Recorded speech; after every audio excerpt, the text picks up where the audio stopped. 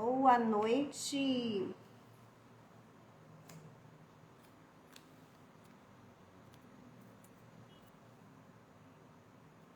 Boa noite, sejam todos muito bem-vindos e bem-vindas. Boa noite.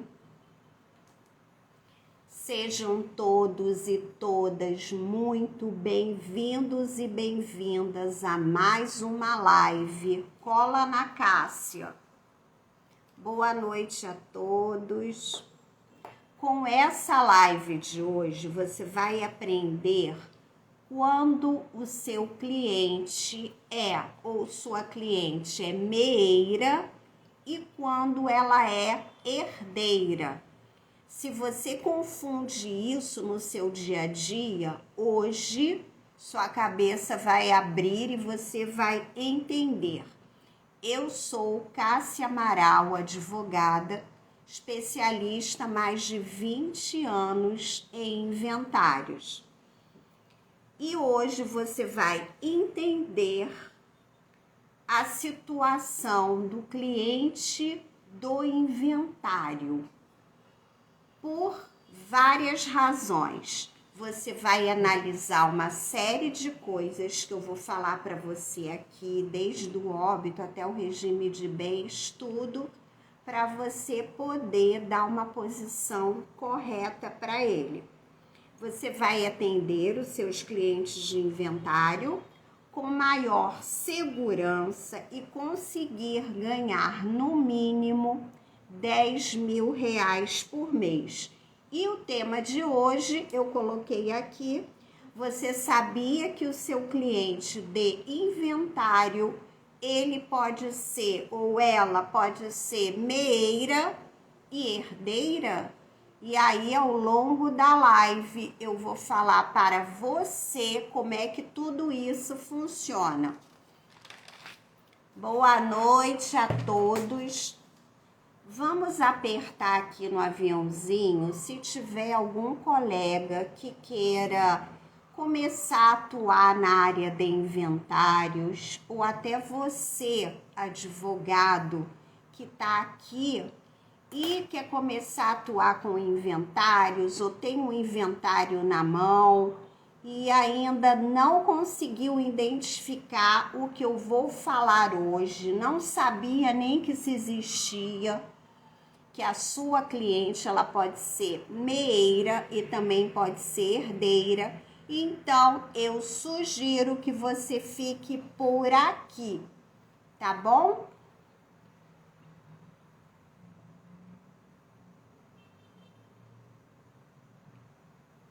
Gente, olha só. Vamos começar aqui. Vamos falar primeiro sobre meação. O que é a meação? A meação é quando um casal... Oi, boa noite, Daniela, seja muito bem-vinda. Gente, o que é a meação? A meação, ela costuma acontecer no regime de comunhão parcial de bens. Nós sabemos que tem vários regimes. Esse regime é a regra geral, é o regime mais comum. Vou dar um exemplo. Se você fosse casar hoje, não falar nada com relação ao seu regime, ou até mesmo que você tem interesse em fazer um pacto, por exemplo, um pacto pré-nupcial. Você não vai falar nada sobre o regime. O regime que será colocado na sua certidão de casamento vai ser o regime da comunhão parcial de bens. Em regra geral, esse regime é o mais usado, tá bom? A meação é o seguinte: dentro do regime de comunhão parcial de bens, um casal, casados ou companheiros, eles vão adquirir um determinado bem. Tô dando um exemplo. Se casaram e na constância da união estável ou do casamento, pelo regime de comunhão parcial de bens, eles compraram um apartamento. Vamos dar esse exemplo aqui. Esse apartamento, vamos lá, Maria e João. João veio a falecer. O regime do casamento é o regime da comunhão parcial de bens. Aí o que acontece? O que acontece é que quando João e Maria, quando João vier a falecer, a Maria tem a metade, que se chama meação. Essa meação, ela tem direito por conta do regime de bens, que é o regime da comunhão parcial de bens. Então, João faleceu, Maria é meeira de 50%. Eles compraram um imóvel na constância ou da união estável, que é o mesmo regime, ou do casamento. Tá, gente? Então, esse apartamento que João e Maria compraram é um imóvel comum, é um patrimônio comum. E quando João vier a falecer, a metade é da Maria. Ela tem a meação, tem 50% do imóvel. E sobre esses 50%, não incide o imposto de transmissão causa-morte, que é o ITD. O ITCMD, o ITCMD é o mesmo imposto. É que cada estado chama o imposto de uma forma, tá? Então, meação, vocês entenderam já o que é, né? É essa parte dos 50% do imóvel adquirido na constância do casamento. É meação da viúva ou do viúvo, ok? Quando há meação, gente, olha, isso é muito importante a gente saber. Quando há meação, a gente só paga 50%. O imposto incide apenas sobre 50%. Por quê? Porque os outros 50% já é da Maria, o exemplo que eu dei aqui. Maria e João. Então, a Maria já tem a meação, que é a metade dela.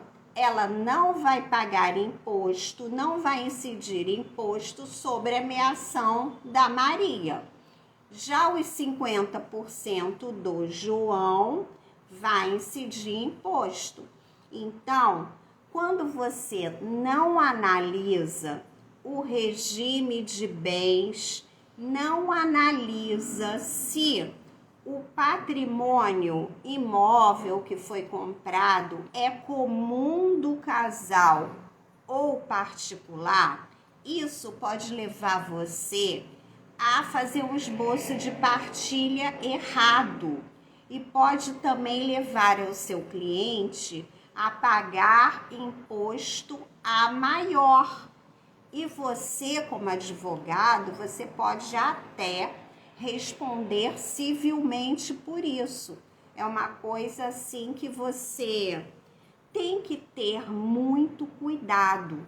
E esse cuidado começa lá atrás, quando o cliente vai lá no seu escritório e você vai olhar o óbito, vai olhar a certidão de casamento, entender o regime, saber se a viúva que tá ali, ou o viúvo, se é meeira, se ela é herdeira também ou não. Para ela ser meeira e herdeira, olha só como é que acontece, olha que interessante como é o direito sucessório. Para ela ser meeira, eu já expliquei aqui como ela fica na condição de meeira pelo regime da comunhão parcial de bens. Quando o João falece, ele deixou 2 filhos com um bem particular. O que é o bem particular? É um bem que ele já tinha antes de casar com a Maria. Ele já tinha um bem. Tinha um apartamento lá em Ipanema, lindo, aqui no Rio de Janeiro. Esse é o meu exemplo. Então, o que acontece? Esse apartamento lá em Ipanema já era do João, antes dele casar. E quando ele casou, ele comprou um apartamento na Barra da Tijuca. O apartamento da Barra da Tijuca, a metade é da Maria. Eles compraram na constância da união estável ou do casamento. Já o apartamento lá de Ipanema, que vale muito, ele morreu. Então, esse apartamento vai ser também da Maria e dos descendentes. Olha que legal. Há uma concorrência da herança com os descendentes. Se eles se separassem, olha a diferença do direito de família para o direito sucessório. No direito sucessório, o João faleceu, a Maria vai ter direito ao apartamento de Ipanema, concorrendo com os filhos. 1/3 vai ser dela. Agora, se ela se separa, se divorcia, ela não ia ter direito a esse apartamento lá de Ipanema. Olha como é diferente o direito de família do direito sucessório. Olha a situação da Maria. A Maria, sendo viúva, ela concorre com os herdeiros, que são os filhos, e ela vai receber 1/3 do apartamento de Ipanema. Agora, se ela for se divorciar, ela só vai dividir o apartamento da Barra da Tijuca, que eu dei de exemplo aqui para vocês.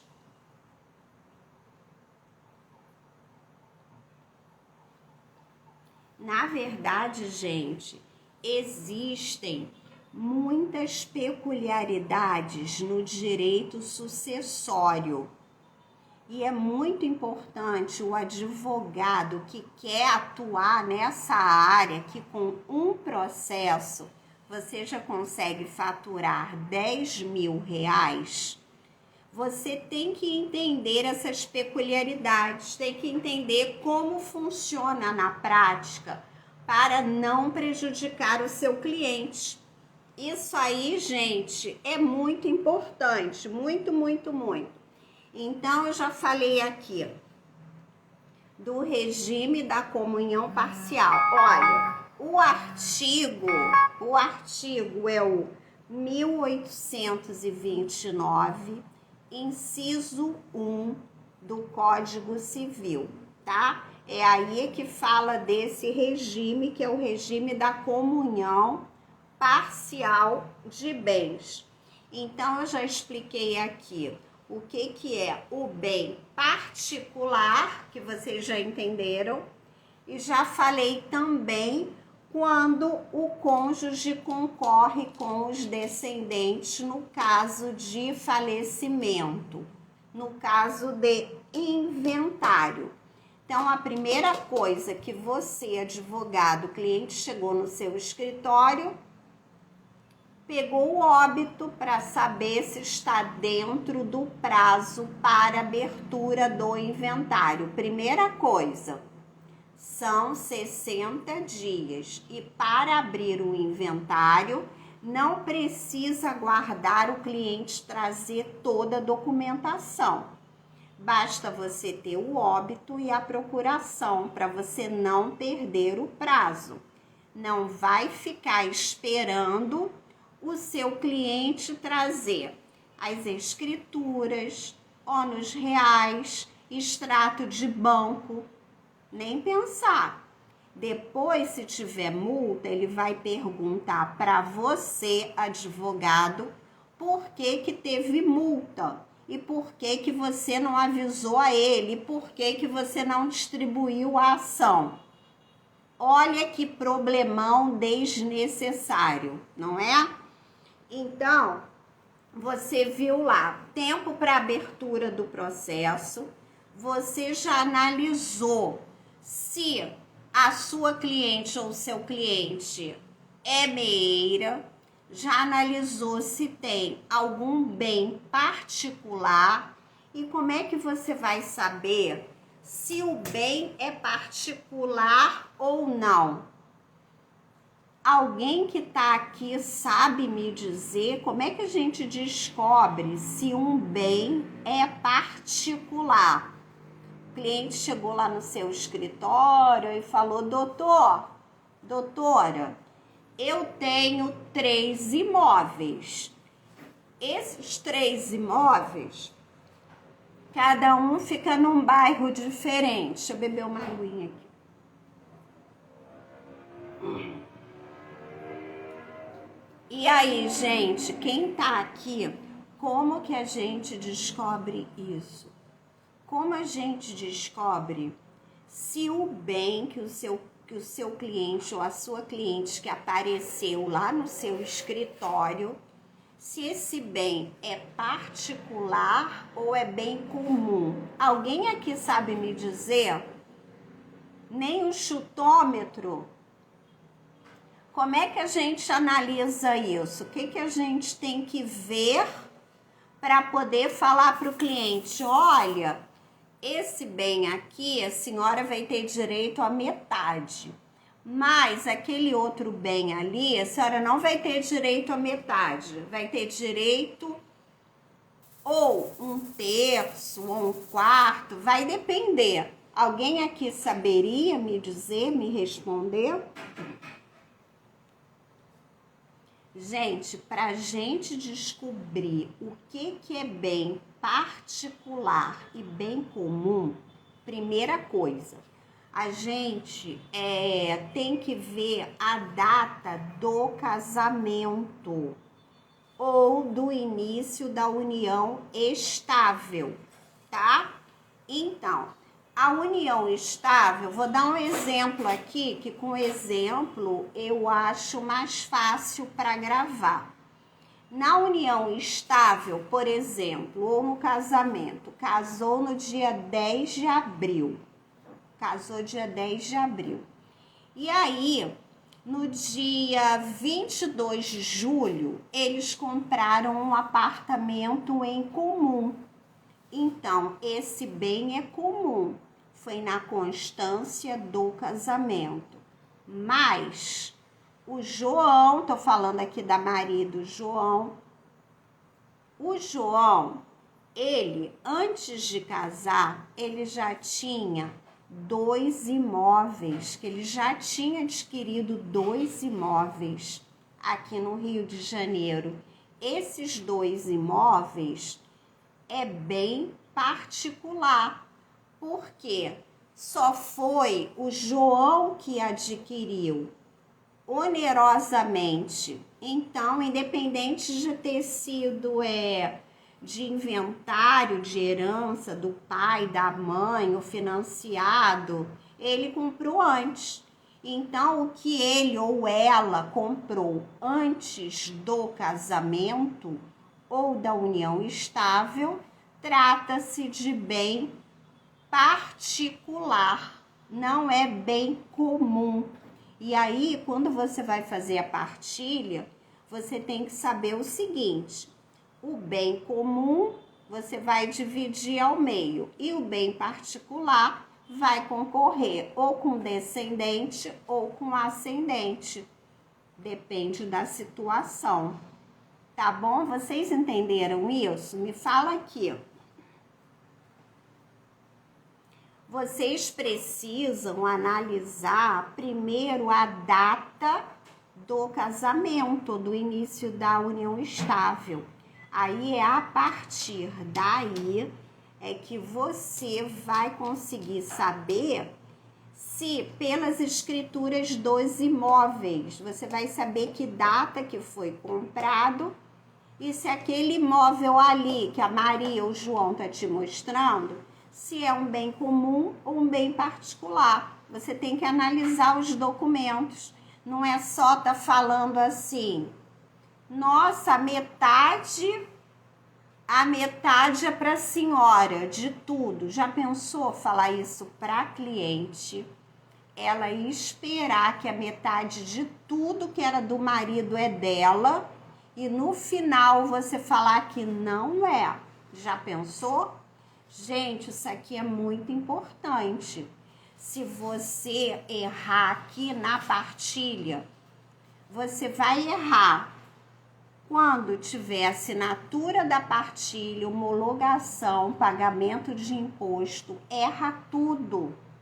Além disso, a cliente vai ficar uma fera com você ou o cliente. É muito importante você saber disso, tá? Isso é uma pérola que eu tô dando para vocês.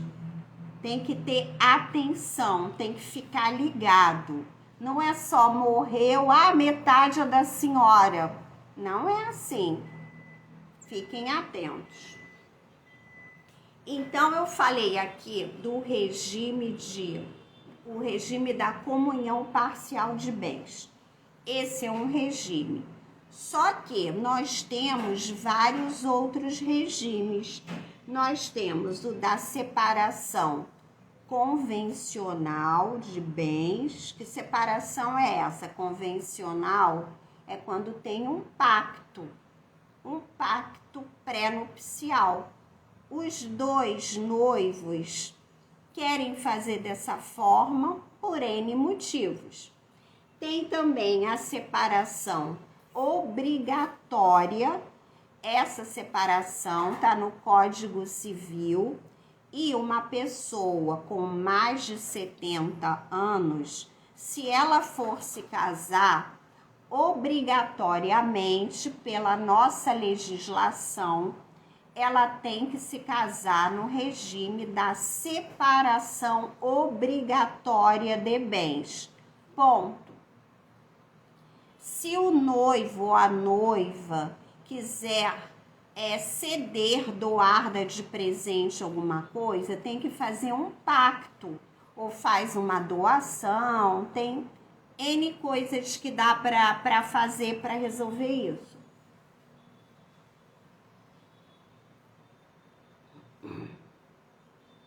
Bem, vamos lá. Eu vou falar agora da regra do cônjuge concorrendo com os ascendentes. Eu estava dando um exemplo aqui do cônjuge concorrendo com descendentes. Falei aqui no início da live. Mas descendentes, vocês sabem, são os filhos. Agora, com ascendente, o que são os ascendentes? Quem são esses ascendentes? São os pais, os avós, os bisavós, são todos ascendentes. Então, outra explicação. No regime da comunhão parcial de bens, existem casais que não têm filhos, correto? Então, não tem descendente. Quando não tem descendente, vai subir. Vai para os ascendentes, que são os pais, os avós, os bisavós. Existe muito isso também, de casais não ter filhos. E aí vem a falecer no regime da comunhão parcial de bens. E aí a viúva ou o viúvo vai concorrer com os ascendentes. Vocês estão observando que nesse regime, sempre a viúva ou viúvo, quando se trata de bens particulares, meação é uma coisa. Já expliquei aqui o que é a meação. Mas quando se trata de bem particular, faleceu, vai concorrer com descendentes ou vai concorrer com os ascendentes.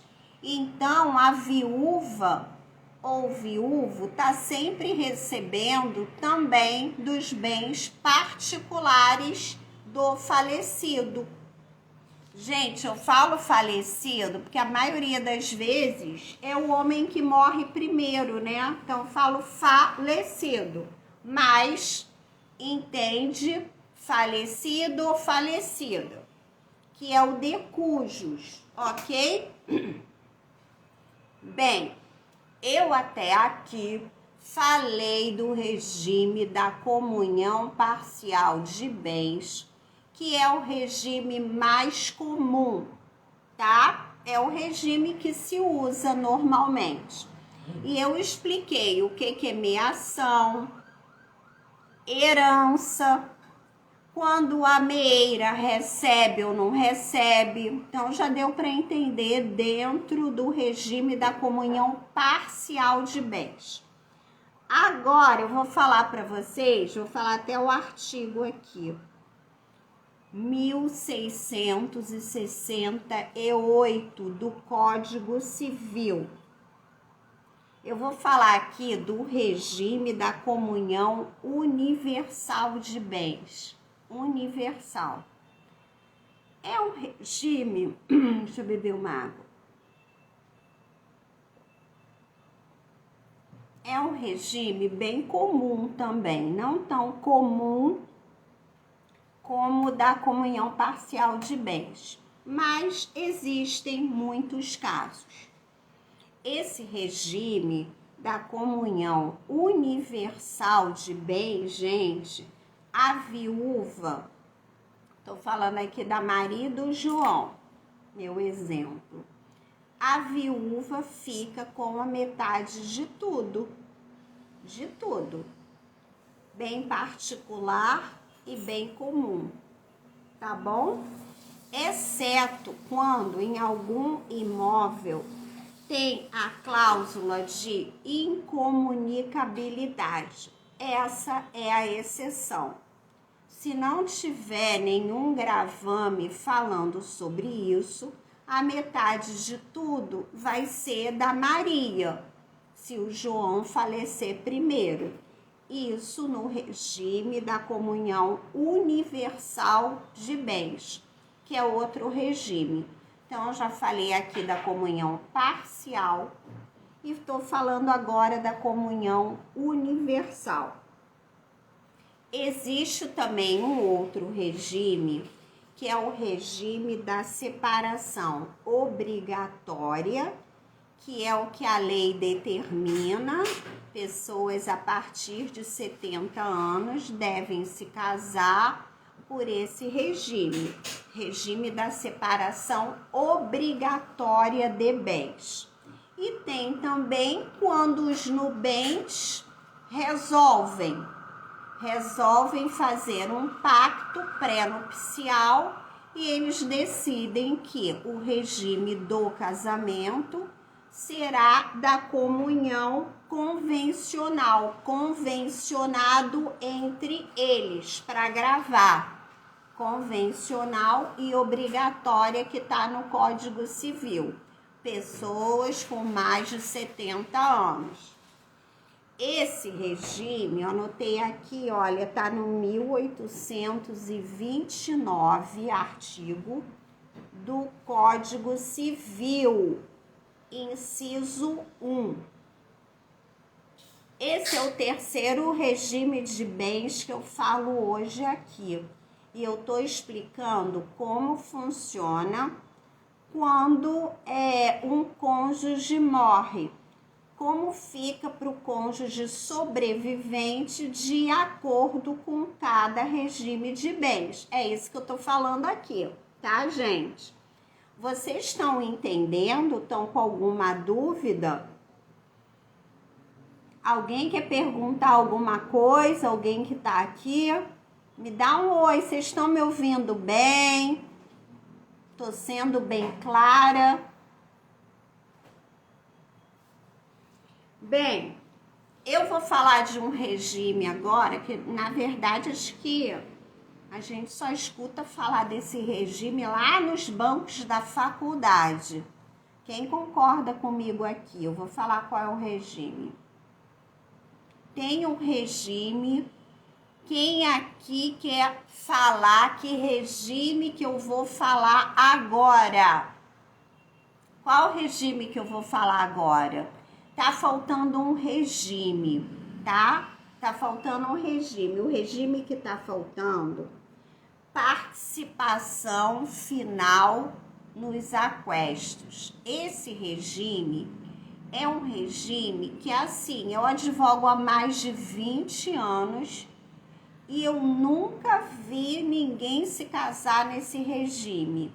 Nunca vi. Nunca vi. Esse regime é participação final dos aquestos, que eu particularmente nunca vi. Alguém já presenciou alguma certidão de casamento que tivesse esse regime? Que é curioso, né? Essa participação final dos aquestos. Na verdade, em se tratando de falecimento, ele tem a mesma regra do regime da comunhão parcial de bens. Então, entenda, tudo que eu falei aqui com relação à comunhão, o regime da comunhão parcial de bens, é igual para esse regime participação final dos aquestos. Tá? É a mesma coisa, mesma situação. Esse regime, gente, não é um regime comum. Quase ninguém fala sobre isso. Então, vocês viram o seguinte, voltando aqui num regime que eu acho importante ressaltar, que é o da separação obrigatória de bens e da separação convencional, que eu já expliquei. Obrigatória, a partir de 70, tá no Código Civil, e a separação convencional é quando faz um pacto pré-nupcial, antes do casamento. Beleza? Nesse caso, gente, nunca vai existir meação. Quem tá na live aqui desde o início, eu expliquei o que é meação. Nesse regime de separação obrigatória ou a convencional, não existe meação, nunca vai existir, não tem exceção. Ponto. Tá bom? Viúva herda nesse regime em condições igual a dos herdeiros. Então pensa, olha, importante ressaltar uma coisa aqui. Se fosse uma situação de separação, de divórcio, casados sobre esse regime da separação obrigatória ou convencional, sabe o que ia acontecer? Cada um ia para um lado e não ia dividir nada. Não ia dividir nada. Simples assim. Se o marido comprou um carro, é dele. Se a mulher comprou um apartamento, é dela. Isso é a separação de bens. Separação, cada um fica com o que comprou. Acabou a história. É isso. Agora, isso é no direito de família.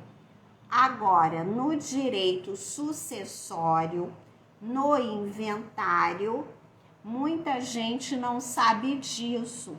Mas, quando eu falei aqui dando um exemplo, João e Maria.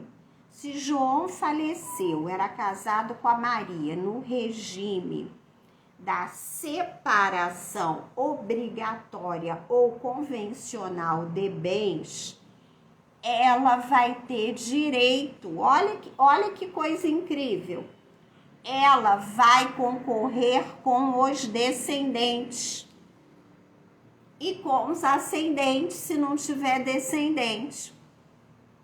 Olha que interessante isso. Então, se divorciou nesse regime de bens, não tem direito a nada. Cada um com a sua parte que comprou. Agora, se vier a falecer, olha como a lei é. A lei, quando se trata de direito sucessório, a parte de sucessões é muito bem escrita e detalhada no nosso Código Civil. Eu não posso falar porque eu sou apaixonada por essa área. Eu atuo em inventários desde a época da faculdade e eu já atuo há muitos anos. É uma área que eu me identifico e é uma área que eu chamo de filé mignon para o advogado, principalmente que está começando. No mínimo você vai ganhar R$10.000, porque sempre envolve patrimônio. E você vai cobrar aí 8, 10%. E não tem apartamento de R$100.000. Nem comunidade, na verdade. Custa no mínimo 150. Então, você advogado que está me ouvindo aqui ou vai me ouvir depois, você prefere ter uma ação que você possa ganhar no mínimo R$10.000, ou você prefere ter 10 demandas de R$1.000 ou 5 demandas de R$2.000, que você vai se desgastar, vai demandar tempo, vai demandar o administrativo, vai demandar uma série de coisas. Não vale a pena. Nós, advogados e advogadas, precisamos ter qualidade de vida. E não adianta ficar enchendo o seu escritório, que seja home office, que seja co-work ou que seja um escritório físico. Não adianta a gente ficar se enchendo de ações, não ganhando dinheiro e no final quase pagando para trabalhar, né, gente? Eu não acho isso salutar. Eu hoje penso assim porque eu já atuo há mais de 20 anos. E na minha época não tinha nada de rede social. Eu aprendi na marra, errando mesmo, perguntando para um advogado mais experiente do que eu. Muitas coisas que eu fazia era por pura intuição. Eu fazia as coisas por intuição. O inventário principalmente. A minha cliente 01, que até hoje eu tenho contato com ela, sou muito grata por ela ter me dado essa oportunidade há quase 25 anos atrás, que vai fazer em agosto. Ela sabia que eu era recém-formada, tinha acabado de pegar minha carteirinha na OAB e mesmo assim ela me deu a oportunidade de pegar o inventário dela. Gente, vocês não têm noção como eu sofri fazendo esse inventário. Na minha cabeça, esse inventário, eu não via o fim do túnel nesse inventário. Eu não conhecia o passo a passo, eu não sabia o que fazer. Era muito difícil. Eu sofri tanto no início da minha carreira, e esse ano eu completo 25 anos de advocacia, que eu decidi vir aqui para as redes sociais ajudar os advogados. E eu estou fazendo lives 2 vezes na semana, que é live Cola na Cássia, para passar a minha experiência, o que deu certo. Eu quero passar para cada um de vocês que me segue aqui. E eu estou fazendo isso com muito carinho. Eu quero muito ver cada colega podendo trabalhar, saber o caminho certo, encurtar o caminho, ganhar dinheiro e não tá pagando para trabalhar, sem cliente, sem receber honorários, quando recebe já tá todo endividado e o dinheiro nem dá para pagar tudo. Eu não quero isso, eu não desejo isso para cada um de vocês que me segue aqui, de coração. E hoje a minha missão aqui é estar sempre falando de inventários, que é a área que eu considero filé mignon, que eu sempre ganhei mais dinheiro com ela.